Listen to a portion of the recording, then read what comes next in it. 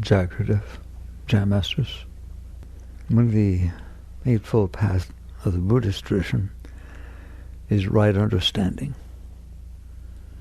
What is that? Well, obviously it has many, many layers. The real depth of right understanding means that though you may not be there, you have a right understanding of the teachings. So let's take a look. We'll start with the foundation of right understanding and then move on to the direction of one's life. It is not difficult to understand, everyone can understand, that if they feel joy, love, happiness, inspiration, passion, it is an inner experience. It's not out there in the world. It's something going on inside yourself. You feel love. You feel joy. You feel happy. It's an inner experience. Believe it or not, that is the foundation of right understanding. Right understanding is not about rules, philosophies, things you're supposed to be doing or not supposed to be doing. It's about, let's pay attention to the truth. The truth is, these experiences that are very beautiful are inner experiences. Okay? Now what?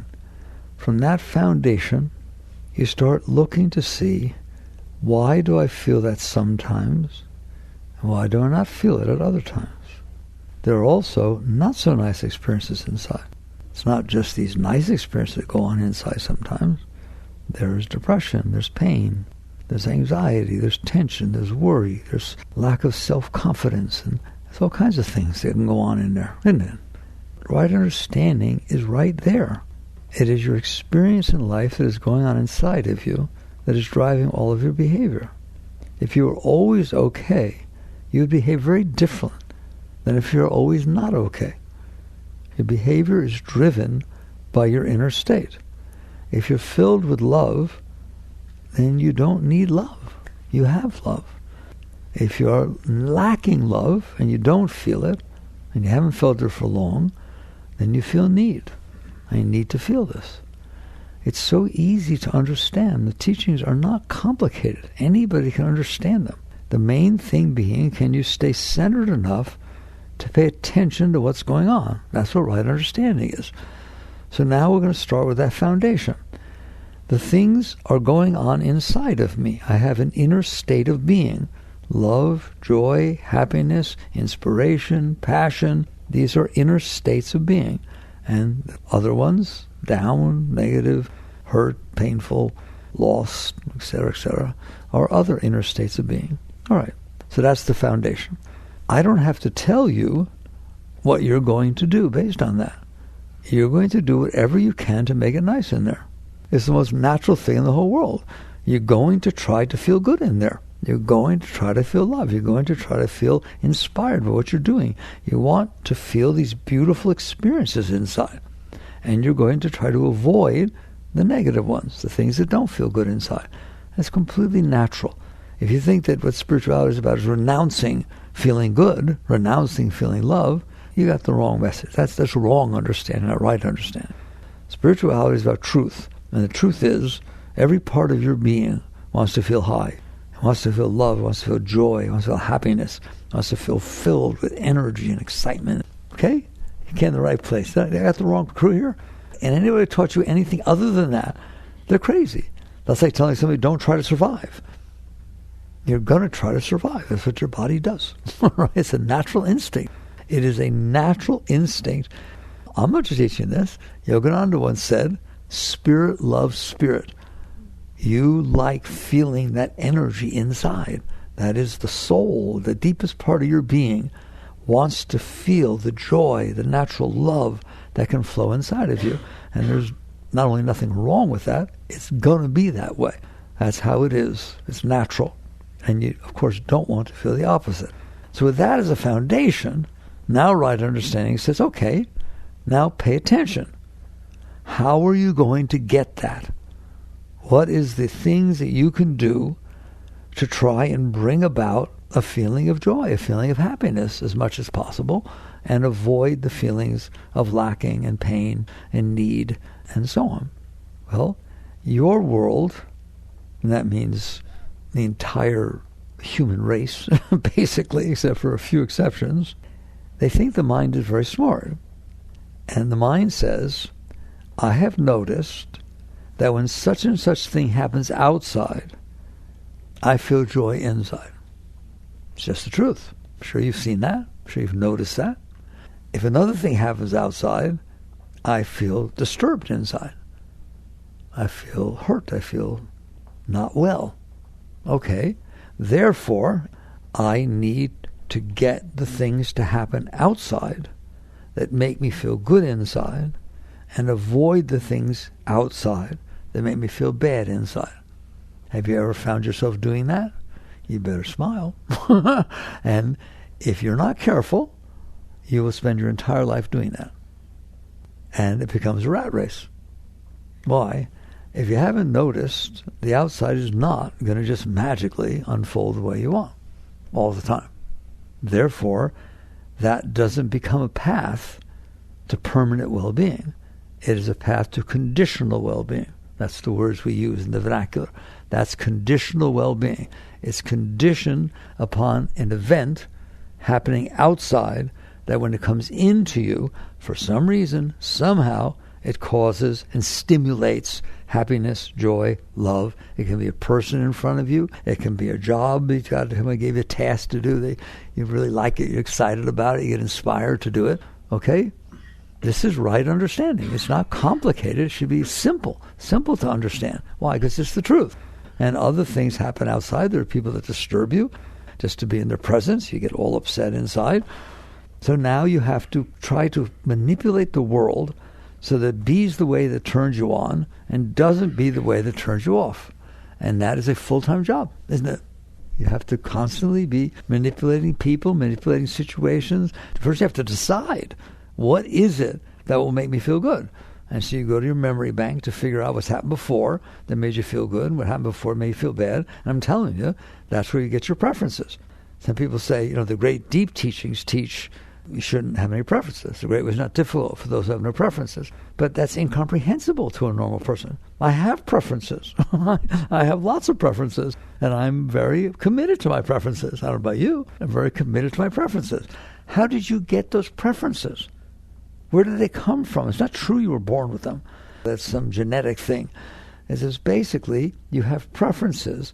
What are preferences? They're things that your mind has analyzed and figured out that if these things happen, they will make me feel good inside. Therefore, that's my preference. And it has looked at it and is now saying, if those things happen, it will make me disturbed inside. So that's not my preference. That's where you got your preferences. You analyzed your past experiences. That's the data you have in there. Your mind's not stupid. I'm not stupid. I know what made me feel good, and I know what made me feel bad. And I have this preference to feel good, which translates to I have a preference that happens. And so now you're filled with these preferences. You're filled with what you like. What do you want for dinner? Preferences. Who do you want to date? Preferences. Do you want to get married or not? Preferences. Do you want to get divorced or not? Preferences. It doesn't matter. Just pick whatever you want. What kind of person do you like? Go online. Go on. You get a little checklist. I think it's adorable. What are your preferences? Right? We would just spontaneously meet somebody. That's ridiculous. Why would I do that? When I can sit there and tell you what my preferences are, and you can tell me whose preferences match my preferences, because what it's all about is preferences. And why is it all about preferences? Because I'm not stupid.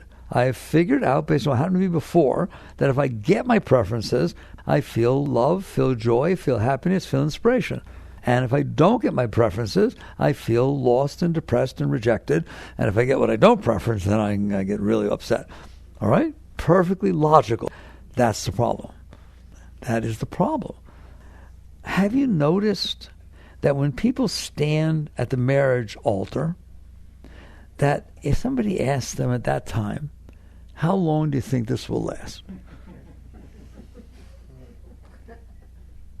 They make vows that say it will be forever. All right? In time, 50% of all marriages in the United States of America end up in divorce. If I specifically asked them, what is the probability that you two lovebirds, what is the probability that in X number of years you're suing each other and trying to get everything from each other, and you hate each other, and you can't even stand to see each other for the next 30 years? What's the probability? 0. You checked out your preferences. They were a perfect match. The computer did it. All right? Okay. In other words, this game of not being okay, having noticed what makes you feel better and what makes you feel worse, and then trying to get it, is really not a computer-based game. I used to program. I know this, right? It's just that, sure, you can match those things. But did you really match anything? What you matched was what each person's mind thought their past experiences told them would make them happy. Where else do you get your preferences? Psychology teaches that. B.F. Skinner said something which I don't completely agree with. We'll qualify that in a moment. But in truth, he's right. He says, man is the sum of his learned experiences. He's just told you that your preferences are based on your past experiences.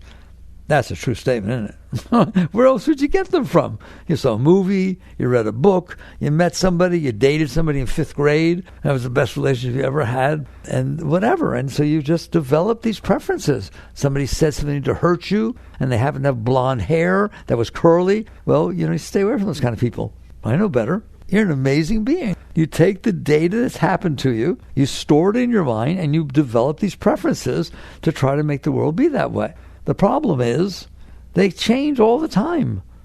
Have you ever read a book and it kind of changed how you saw stuff? Ever go to a movie and change how you saw stuff? Ever met somebody, dated somebody? Let's even get closer. And all of a sudden, everything's changing. What did Christ call that? Oh, building your house on sand. That's just shifting stuff. That's got no solidity to it. But what people say, it's all I got. I know that made me happy before. I'm not happy now. So I need that to happen. These are my preferences. Okay. That is one way that you can live your life. It is not based on right understanding. It's just based on habitual behavior that's driven by past experiences, including when you were 10 years old, you had a preference. Now you're 32 years old, you still think, I've always felt that way. When I was little, that's what I wanted to do. So now your 5-year-old mind is going to determine what you should be doing when you're 32. Come on, let's do that. That sounds really very interesting. And you start realizing it's not right understanding. It's just reactionary behavior. That this is what happened before. I'm not okay. This this will make me okay now. This bothered me before. I want to stay away from it. And that is deciding the patterns of your life. Okay, that's one path. I said we're going to talk about this as your path in life. That is a path in life, not which particular thing you liked and how to get it. That's not a path. It all falls in the path of, I'm not okay. These are the things that made me okay before. These are the things that made me worse before. Therefore, I will try to make the things outside happen that made me feel good, and I'll try to make the things not happen that made me feel bad. That entire game, no matter which ones you pick, I don't care. Now I understand what I want. I thought I wanted this. Now I want that. It's just, it keeps changing. But you see it as the only path you have. But it's not. So there's an entire other way to live life, and that is what right understanding is about. It's inside of you, the things you end up feeling. When you feel love, when you feel joy, when you feel happiness, when you feel passion, inspiration, these are inner experiences. Then you express them outside. And of course it's beautiful, but the beauty is inside. It's not outside. Outside becomes a stimulus, a catalyst that helps bring about that feeling inside. I'm not going to deny that. But the feeling is still inside. The experience is inside. So with the deep teachings, and some people just aren't ready for them, all right? But I figure if you end up here, we might as well talk about them. The deep teachings say, let's see, if the experience is inside, but you're going outside to make something happen that will make you feel something inside, that's called indirection. It's not direct. I need something outside to happen so I can feel something inside. Well, what the Buddha says and what right understanding says, well, that's not right understanding. If it's inside, why don't you go inside and find it? There. Why don't you go inside and find it? The question is, if it's inside of me, why don't I feel it? If it's always inside of me, and that's what you're taught, the deep teachings, that love is always inside of you, always, always, unconditionally, it is inside of you. And so is inspiration, and so is joy, and so is happiness. It's inside of you. Then why do I need something outside to experience what is inside of me? It's sort of like, I'm hungry, and you were so kind that you brought me this beautiful food, and it's just sitting right in front of me. Somehow I got in my head that I can't eat it unless she feeds it to me. And so the food is sitting there, but I'm waiting. I'm waiting to eat. I'm starved. Well, why can't you eat? Because nobody's feeding it to me. That's what you're doing with your happiness and joy. It's inside of you all the time. But you're saying conditions have to be a certain way outside in order for me to feel what's going on inside of me. I'm going to repeat that because I hope it sounds really stupid. It's inside of me, but something has to happen outside for me to experience what's inside of me. Well, the deep teachings, whether they be Buddhism, meditation, yoga, all of them, the entire deeper way of life says, well, I don't think that's right understanding. Right understanding is if it's inside of you, go in there and get it. Now we're ready for the inner path. There's nothing wrong with the outer path. There's nothing wrong with going outside. It's not wrong. Don't do that. Don't let them tell you that. Don't renounce. There's no renunciation. Renunciation means I believe it's outside, but I'm not going to do it. I'll be stoic. I'll wait till I die. Then my reward will come. Please don't do that. Please don't do that. You have a life to live. You're supposed to be living your life. It's very important. Your life is very important. You're supposed to be doing something here. You took birth for a reason. It's real. It just should be based on right understanding. So it's not wrong to go outside and try to find things that make you feel good. It's an addiction. It's just like a drug. I mean, people who are addicted to drugs do better when they get it. Go on, get somebody who's hung up on heroin and they're really strung out and they're shaking. What do they want? Brussels sprouts? Something healthy? No, they want a hit. Will it make them feel better? They absolutely will stop shaking. They absolutely will say they feel wonderful. They'll thank you very deeply. That's the same thing as I'm not okay and I have these needs for things outside and for me to be okay. Do you see the similarity? I hate to use that similarity, too bad, all right? But that's what it is. And you become addicted to things outside of you so that you can feel okay inside. Well, deep spirituality says, fine, you want to do that. But someday you're going to find out it really doesn't work. Of course it works for a minute. Of course it works while it's new. Of course it works until it proves that it doesn't. Okay? You get a new job, they give you exactly what you want to do. You're so excited, they give you the corner office. Everybody respects you, and then a new boss comes in and says, nah, I don't want you doing that. No, my person from the old company is taking your corner office. That's how it happens, by the way. They bring in their people. You ever heard that word? They're bringing in my people. So what happens to you? You can go sit over there. Now how you like your job? No, I don't like it anymore. Okay? It's conditional. Things have to be a certain way for you to be okay because you banked your inside on the outside. So it's not wrong. It's not wrong, and nobody should take it away from you or try to talk you out of it. Just someday you wake up, little by little or suddenly, and you realize that is an awful lot of work to try to get everybody outside of me and everything outside of me, including the weather. Don't rain. I'm playing golf tomorrow. It's my day off. Why does it rain on my day off? Now you're in trouble. The weather causes you trouble. And the next thing you know, everything's conditional, and you have to try to go out and really work. That's where all your tension comes from. And your worry. I worry it won't be the way I want. That's what you worry about. So someday you'll wake up, not because you had to or you're afraid. You just wake up and realize, this is just not working. That's what a midlife crisis is. I've done the game my whole life. I got the family, I got the kids, I got some money, I got the corner office. I ain't happier than I was before. In fact, they get to the point where they say, here, you ask a normal person, when were the best years of your life? My childhood, or when I was in college. What are you, crazy? The answer should be right now. There's no better year of your life than right now. But what you're doing is sitting there saying, I didn't worry as much then. I was happier. I had this and that, right? Why? Because things were the way I wanted them to be. But then why is it that no one's totally happy the way they are? People that are rich, do you think they're happier than you? Do you honestly believe that people that are rich are happier than you? That person that was number one on Forbes as the richest man or woman in the world, when they became number two next year, it hurt them. I've met those people. It's not like, oh, well, now I'm number two. Give me a break. It becomes an ego thing. It's you wanted to be number one. It turned you on. People respected you. So you just, at some point you wake up. How? I don't care. When? I don't care. It's your business. You wake up and you realize, wait a minute. I'm chasing all the time. clinging, chasing, resisting, manipulating, needing, okay? Help. And it's not that you drop out. It's not about dropping out. It's about dropping in.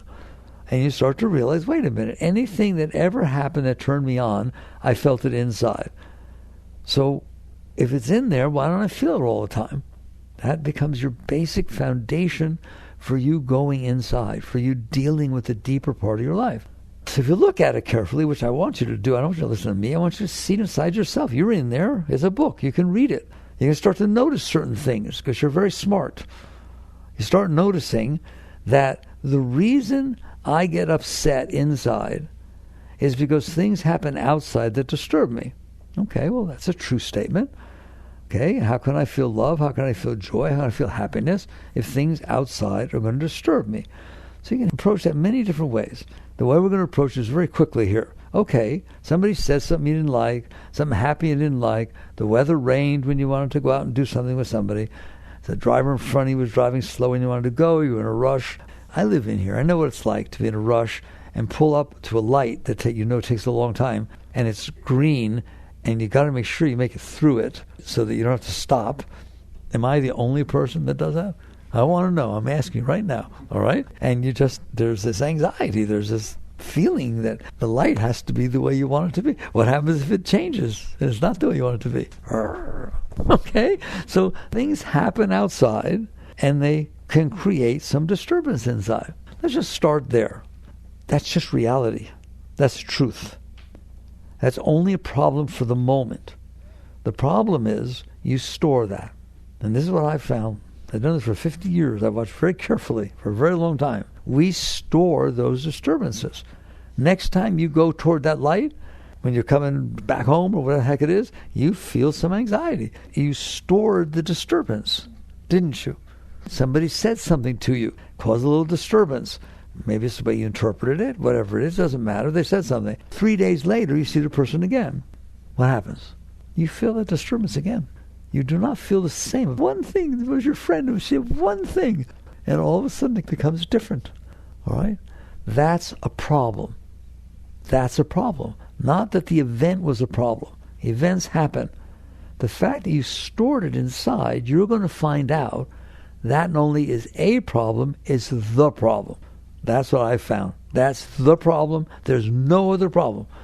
If it happened and you felt disturbed and you said, okay, into every life some rain must fall, and you smiled and you let it go, then the next time you approach the light, you wouldn't feel anything. This is fine. There's no more probability it's going to turn red this time than last time, all right? It's just you left this impression in there. Somebody had a bad day and you called out, Sally, how you doing? And she didn't respond, and she's supposed to be your friend. How you doing? Hurt? Anxious? The truth is she had earbuds in, so she didn't hear you, but you don't know that. And you're not going to find out because you don't like her anymore. And you'll walk around the opposite way. By the way, if you really got hurt, and if you're like a normal human being, and you do finally walk up to her and say, that was real nice the other day, and say hello to me. And all of a sudden she says, oh, I didn't hear you. Why? I had earbuds in. Yeah, I really believe you. Whoa. You just made this negative thing go on inside of you, and that is the reason that you don't feel happy. It's not that you don't have happiness inside. It's that you stored all this negative junk from the beginning of your life, all through your childhood, everything. Anything that ever bothered you, you pushed it away. You have hands inside, and you use those hands to keep a distance from things that disturb you. You don't welcome them in, do you? You don't sit there and say, oh boy, here comes something that bothers me. Here, God, here, universe, here, have it. I don't want it. Here, it just comes and goes. But it doesn't do that, does it? Because you don't let it. So you store it inside yourself. And then you wonder why you don't feel happy all the time. It is not that you don't have happiness in you all the time. You have happiness in you all the time. You have love in you all the time, beyond your comprehension. Total love, total happiness, total inspiration, total joy, independent of anything outside. Well, why don't I feel it? Because you close the blinds. It's like light shines into your room, into your house, unless you close the blinds. The light's still there, but you close the blinds. Now you can either try to artificially build light inside your house, or you can open the blinds. So that's the same thing. You go out and try to find somebody who distracts you from yourself enough. You're so interested in them, they're so interesting, they take good care of you. Then all of a sudden you feel some love. Why? Because it distracted you from the garbage that you stored inside of you. And the moment they're not there, you're lonely. I wonder if they're truthful to me and all kinds of stuff. Because you have this garbage stored inside of you. And so this becomes the other way of life. It's totally different. Instead of going out there trying to get what you want, which I said there's nothing wrong with that, but you get wise enough to where you're not out there spending your efforts trying to get what you want.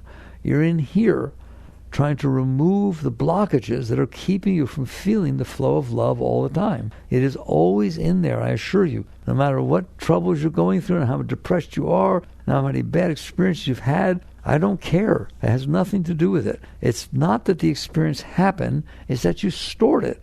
If you had a terrible experience when you were 10 years old, but you're now 40, I'm sorry, it should not still be in there. It hasn't happened for 30 years. Why is it still in there? But no one will talk to you like this. And that's why, because you have to find things that compensate for all this garbage that you stored inside. And that's what you're busy doing. Why don't you instead get rid of the garbage? It was Rumi. I was reading something from Rumi the other day. It said, yesterday I was clever, so I wanted to change the world. Today I'm wise, so I'm changing myself. There, that's everything I just talked about. Just basically, you did this. And now you're complaining that it's that way. Oh, I just don't feel happy anymore. I don't have any energy. Well, you stuck inside of you the worst. Is it not true that you stored inside of you the worst experience that ever happened to you? It's true. Everybody does it. And no one will talk to you the way I'm talking to you, which is, what a silly thing to do. Take every disturbance you ever had and store it inside of you and then wonder why you're disturbed. Because you made a storehouse of your disturbances. And so now the entire other path, what the Buddhists mean, what the true Buddha means by right understanding. Now you're starting to get some right understanding about what's going on inside of you, your relationship to the outside world, and your relationship to yourself. And the truth is that it's your relationship to yourself that matters. There's no more important relationship than the relationship with yourself. You live with yourself all the time. The reason other relationships are important to you is they help you deal with yourself. If you love me so much that you always dote over me and you're always there when I need you and I can trust you so I don't have to worry about all these problems I have inside of me, then I feel comfortable with you. In other words, you're compensating for the problems I've stored inside myself. Now, just so you don't get confused, it doesn't mean that when you get them out and you feel love all the time, that you don't have relationships. You have beautiful relationships. They're called, I'm filled with love. Do you want some? Not, I'm not filled with love. Dress up like a clown once in a while, but don't all the time, and wear different things, and take me places where I want to go, and tell everybody how much you love me, and every time I come home, stand up and cheer. Just be the way I need you to be all the time, then I'm fine. Then I feel love. That's because you're temporarily compensating, and really it's distracting me from myself. Why do I say that? You are distracting me from myself. What do you think your vacations do? They're distracting you from yourself. That's what you call entertainment. It's basically, it pulls your consciousness away from the garbage that you stored inside. And therefore you can feel some high, you can feel some love, you can feel some joy. What the deeper teachings are asking you, why don't you just go in there? First, stop storing that stuff inside yourself. You don't have to do it. There's no glue in there. There's nothing in there but you. There's nothing in there but you. Who else is in there? Your parents in there? In there, literally. I'm talking about your mind. You, the consciousness. Hi. Anybody else in there? No. You're the only one in there. You are the only one that's ever been in there, and you are the only one that will ever be in there. This is your abode. Well, if it's my abode, I want it to be nice. I don't know about you. I don't want to leave garbage all over the place. I want to come home and have it be really nice. But you left garbage all over the place. Which garbage? Every single thing that ever bothered you, you kept inside of you. You just kept suppressing it and resisting it and holding it inside. And then you expect it to be nice in there. It will not be nice in there. There's some right understanding. So what's the answer? It's not philosophical. The answer is simple. Stop it. Stop storing every single thing that ever bothered you inside of you and then expect to not be bothered. You do know that stuff's in there. Does it ever come up in your dreams? Does something remind you of these bad times? You see somebody and it comes back up. Do you have stuff coming back up in there? Ever feel pain? Ever feel disturbance all of a sudden? Somebody says something in a relationship and someone doesn't behave exactly you expected them to, and for days it's just jittery, uncomfortable in there. You're out of sorts and it's weird. No, you never ever had that experience, all right? That's because you stored that stuff in there, and sometime the outside comes in, it hits it. What do you say? It hit my stuff. You use the word yourself. I mean, you really hit my stuff. Okay, is that bad that somebody hit it, or is it bad that you have it? That's the difference. Try to behave, make everybody behave so they don't, wow, that neat. Okay, I'll tell you where my stuff is. We're going to get married? Want to get close? I'm going to map out so you understand me. I want you to understand me really well. Here's where my stuff is. Don't touch it. If you love me, you won't talk about that. You know I don't like to talk about that. And you won't do this, you don't do this, you do that, and so on. I'm going to train you. That's what you do. I'm training him. I'm training her. Let's just see whether it's going to work out. And you get to the point where you say, no, the problem is not that somebody hit my stuff. Look at me in the eyes. The problem is not that somebody hit my stuff. It's that I have stuff to be hit. You will not be free by training the world not to hit your stuff. You'll be a very busy person, because you meet new people all the time, and that's dangerous. You haven't trained them yet. All right? And so basically, you just make that choice. That's the bottom line. Do you want to be out there trying to make that outside world be the way you need it, so that when it comes in, it makes you feel better, and it doesn't ever make you feel worse? And I like that. It doesn't hit your stuff. Now you choose. And that choice is really deep. It's like the whole change of the direction of your life takes place. Is it that they're bad because they hit my stuff? Or is it that I'm crazy carrying the stuff inside of me for my entire life? All right? And psychology, people talk about what's the relation between psychology and yoga? Psychology is at this level, and the deeper teachings are higher. They're at that level. It's not that psychology is not true. Psychology is wonderful. Just like doctors and physiology and understanding anatomy of the body. It's wonderful. That's not who you are. Your body can be very healthy. You can be the most depressed person ever lived. Or you can have physical problems and be happy. So there's layers of your being. So psychology says you have this. Freud said it. You have this stuff stored in there. I love Freud. It's wonderful. Didn't you say that? Isn't that the father of psychology? Look, that's why they're behaving the way they are, because their mother, and it's always Freud, the mother, right? Because their mother did this, and their mother did this, her mother didn't do this. And you have all that stuff stored in there from your childhood. So why he didn't sit there and say, why is it in there? It's true, it's stored, but do you need it to be in there? That's it. You have to decide inside, do I want to store this stuff inside of me? And eventually you will find out, I'll go very quickly here, I'll skip some steps, you'll find out that the reason you don't feel love and joy all the time, unconditionally, is you have this stuff inside of you. Even if people are not hitting your stuff, you're afraid they will. You have anxiety, you're in class, and they all of a sudden spot call you up to give a talk. Extemporaneous. All right? That extemporaneous to some people is like execute me, all right? Just I got the words mixed up, all right? Just come up here to the class, the lecture hall, 300 people of your peers, and then answer this question. I know you don't know the answer, just I want to hear what you're going to say. Just say something. What is that? What is that? It's basically you got this stuff in here that's scared to death that people won't like you, that you'll be rejected. And if somebody grew up and never got rejected and never had the experience of rejection, and they just stand up there and play. They say, blah, blah, blah, blah, blah. They laugh. Really, it can be like that. But you've had plenty of experience of rejection. You have plenty of feelings that you failed, you didn't do well, and nobody likes you anymore, and this and that, right? Now you go to stand up there. Every one of those things come back up. You're scared to death. You're lucky if you can talk. You're relating to me? All right. So you finally catch on. It is this stuff that you have stored in here that is the problem. The world is not the problem. It is the fact that the world hits your stuff. That is either the world's problem or your problem for having the stuff inside of you. And that's what makes the difference. And so now, did anybody ever tell you that you don't have to have that stuff inside of you? Because I'd be very proud to be the first person to tell you. I don't care what it is. I don't care where it happened. And when it happened, I don't care how long it happened. I don't care if it was mommy or daddy or first boyfriend or first ex-husband or wife. I don't care. If it's in the past, it doesn't belong in there. Yeah, you don't understand. I do understand. You just want to tell me so that you think I'm going to have, I'm different. You don't understand how bad my mother was. You don't understand how bad it was when my father died. I was so close to him. I loved him to pieces. And when did he die? 35 years ago. That stuff does not have to be in there. That's the bottom line. There. That's right understanding. That's deep in it. That stuff does not belong in there.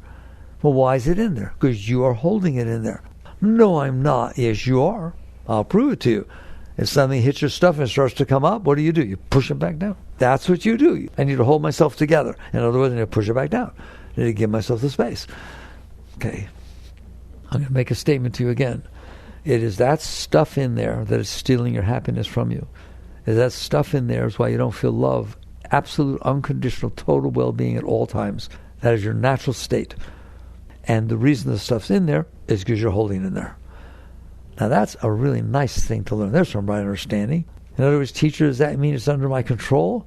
I'm empowered 100%. You are the only one in there. It is your will that pushed it down there. It is your will that's keeping it down there. Therefore, it is you and your will alone that has determined the state of your inner being. And since your whole life is about the state of your inner being, no, it's about getting a house because you thought it would make you feel better. No, it's about getting a new husband because you thought it would make you feel better. No, it's because having another child. In other words, you're not okay. And there's only one reason you're not okay. I hope I'm getting it through. Because you stored the stuff in there and stuff hits what you stored. It was stored with pain. It's coming back with pain. What did you store? You stored all the disturbances. So what is the right understanding way to have a beautiful life? Get rid of that stuff. It's that simple. And now that becomes how? How about that? Like, it sounds so easy. If I'm holding it in there, okay, well, I just won't do it anymore. Okay, come back and tell me how you did. That's exactly the same as a drug addict. It's like a drug addict saying, oh, I see. This is ruining my life. I'm losing my family. Oh, my money has gone away. I'm in really bad shape. Okay, I'm not going to do the drug anymore. Okay, come back and let's see how you did. I wish. Why? It's not that easy. You had trouble with it when it happened. That's why you pushed it away. You weren't comfortable with it. Therefore, when it tries to come back up to release, you're going to be uncomfortable again. If it didn't bother you to start with, it wouldn't be in there. There's lots of stuff that happens in your life doesn't get stored in there. The white lines on the road, the trees you drive by, the clouds that pass by. I would venture to say, I've done this before in my lectures, that 99.999999% of everything you experience in your entire life made it right through. You're almost enlightened. What a high being. It's a true statement. Almost everything goes right through. It's beautiful. It just comes through. You have an experience. It's wonderful. But then there's some things that are difficult for you to handle, and so you store them. Just saying that makes me laugh. This is something that made me sick, so I'm taking it home to taste it every morning to remind me how sick I got. Do you do that? Then why? This is the thing that disturbed me the most. I'm going to keep it. Like a collection. You made a collection of things that disturbed you. That's why you're disturbed. So then the whole question becomes what's called the spiritual path. So real spirituality says, I would like to learn to get rid of this stuff. Can anybody help? And the answer is all deep spiritual teachings are trying to give you tools and techniques to help. But they don't always give you the foundation we just talked about, where you understand why you're meditating, where you understand why you do a mantra, why you understand why you do different spiritual techniques. It's not to get high. It's to release what's keeping you from being high. That's why I was talking the other day on a call, and I remember the example I used to use, which is those beautiful hot air balloons. Remember what they look like? All the colorful, beautiful hot air balloons. Right? Where do they start? They start having these ropes. You know what they call the ropes? Tethers. They tether the gondolas down to the ground with ropes. There's spikes in the ground tied to the gondola, and they're tethered down. If you want to go up, you are welcome. I'll hire you to do it. I'll give you good money. Go in there and put more hot air. It needs more hot air to go up. Not going up, are you? All you have to do is cut the tethers. You release the tethers, those balloons are going up. That's you. If you want to, you can keep thinking I'll do these intense techniques and things to try and get high while I'm still tethered. but maybe I can temporarily do something to get me high, or I can spend all that effort to cut the tethers and let it go up naturally by itself. That is the real spiritual path. It's called the path of purification. We don't think of it as purification, but that's a spiritual word, but that's what you're purifying, the junk you stored inside yourself. And so then the question becomes, how do you do that? Well, I spent a lot of time, 3 years, writing the new book, right? And there was an attempt to finally get that across, how straightforward, not easy, but straightforward it is to take on the real task in life, which is, I need to get this stuff out of here so that I can be happy all the time, feel love all the time. And that's what's going to happen. If you work on releasing that stuff and not putting any more in, you are going to get high. It is going to be just like the hot air balloon. It will naturally go up, right? But this stuff sometimes comes up and it's not so comfortable. Yes, that's right. That's exactly right. And then you have to decide whether you want to store the discomfort in there yet again, or whether you want to say it is worth the discomfort, such as going through withdrawal to get off of your heroin habit. It is worth the discomfort. You all do think it's worth that drug addict going through withdrawal to get the life back, don't you? Which one do you think it's not worth it? Well, this is exactly the same.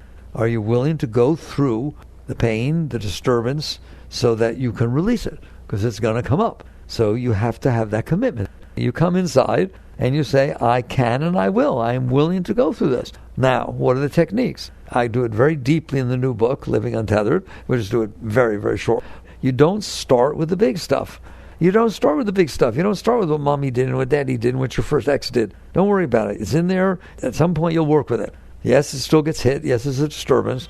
That's not where your work is. Your work is what I call the low-hanging fruit. There are events that happen to you in your life every single day, regularly, that you disturb yourself about, that there's nothing you're going to do about. The red light that happens, the driver in front of you, the fact that it's raining when you don't want it to, the fact that somebody maybe said something but you're not sure. It's just hilarious. And the line in the book that lays that down is, the moment in front of you is not disturbing you. You are disturbing yourself about the moment in front of you. Can you see that? Oh my God, the light might change. What am I going to do? I might be late. No, nothing's happening. Absolutely nothing happening, right? Well, we went on a date. It was really nice. Will she go out with me again? Will he go out with me again? Will he call? All right? There's nothing you're going to do about that besides make yourself uncomfortable about a nice date you had. Or the same thing with a job or anything. You're disturbing yourself. Those are the ones I want. Just let's work with those. The events that are happening every day, that if you didn't disturb yourself about them, they would go through.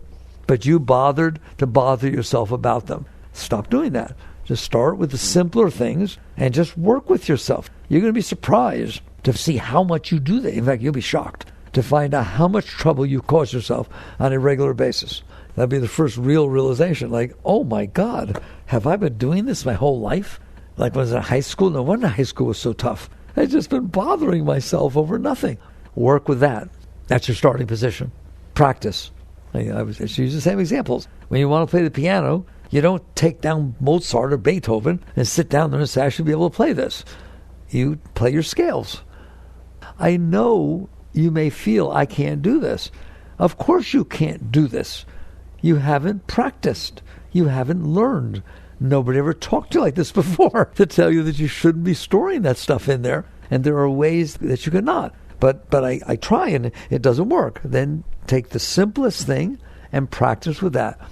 Just practice with letting go of the weather. Practice with letting go that it's hot out. Practice letting go of things that you can't do anything about. And there's nothing really wrong with them, but you're just bothering yourself about them because you have a preference. How do you let go? Relax. Use positive affirmation. I love it. I love heat. I just love it. Come on, get hotter. I love it. Just do nice things in there. Instead of storing it as negative, store it as positive. If you take something as negative, you're not going to let it go. Learn to work with it. Learn to neutralize it. Somebody doesn't say hello. Instead of sitting there saying, oh, she doesn't like me. What's happening? Just sit there and say, she didn't hear me. You don't know what it was anyways. So you might as well say, she didn't hear me.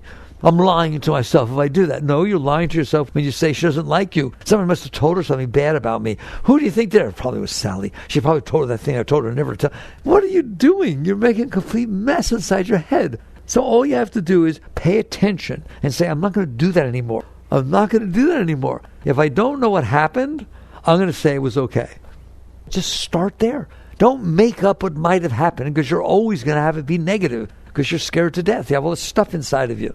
Instead, if you don't know what happened, say something nice to yourself. Oh, you know what happened? She loved me so much that she couldn't bear to turn around and see me again because she missed me so much. Just clean up in there. Have fun. Make it a video game. And so basically you eventually catch on that you can play in there. You can have fun in there. You can make it nice in there. Now you're using your will to make something nicer instead of using your will to push all this garbage down so that you stay suppressed. And then what's going to happen if you practice like that constantly on a regular basis, you're going to find out that when something else comes up that's a little bit bigger, that you learned how to let go. That's what you're learning, how to release things instead of store them. And the next thing comes up and it won't bother you as much. And the next thing, and eventually you're going to start feeling high. Why? Because you took the cork away, the cork that was stuck on top of the river of happiness that's inside of you. I swear to God. To me, they write me all the time. God, I started doing this. It really works. I'm happier than I used to be. And then they'll write back, but this thing that came up now, it's bigger. That's right, it sure is. All right? And if you will practice regularly, you won't even notice that it's bigger. If you do your scales and you're really good at them, the next thing you know, things that used to be difficult for you are not difficult. That's what's going to happen. So this is called learning. You can learn great things. And this is right understanding. Now you've gone through layers of right understanding.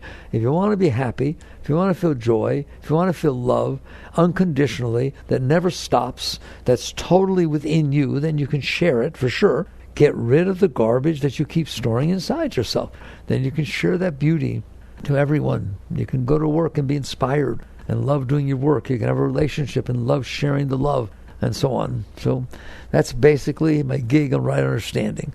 It's deeper, isn't it? It's deeper than the way people live. Why? Because we're not taught. You went to school. You went through college. Most of you went through everything. No one ever taught you this. They didn't teach you the most important thing that can ever be taught.